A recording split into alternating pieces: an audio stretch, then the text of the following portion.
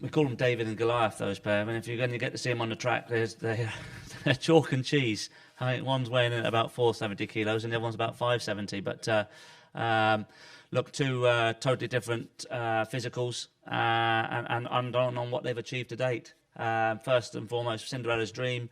You know, she's been here before. We've seen her plenty of times out in the States. Her last start there in the Sun Chariot, it was on ground that was on the slow side, and a mile that we know was a minimum trip. I know we purposely kept her in Europe this year because I wanted to try and get that European Group 1 win behind her. Just felt that for her CV it would look good, and we were very lucky to get the job done there in the Falmouth at the July meeting, which obviously on quick ground she went and, like I say, won her European Group 1. So that was, once she'd done that, thereafter everything was always going to be looked upon as being an extra, because she's obviously holds a great value to us back at the stud on the farms there.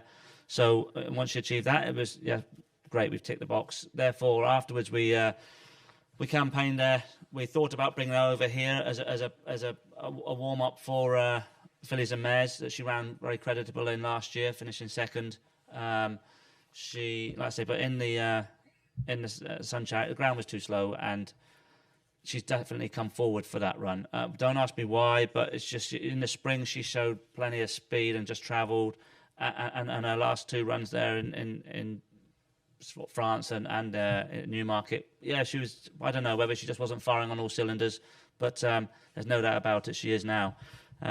Then going on to Diamond Rain, she's big scopy filly, gets the trip, gets the mile and a half, I'd say well. I know we're dropping back a furlong here now on this occasion, but what she achieved round in EP Taylor, we were delighted with. Of course, if we had experience, I'm not saying we would have beat the winner, but we might have made a bit more of a race of it, although we did in the end. But why had I not run her again? Because I couldn't see where I could get a run into her, which would gain experience to come here.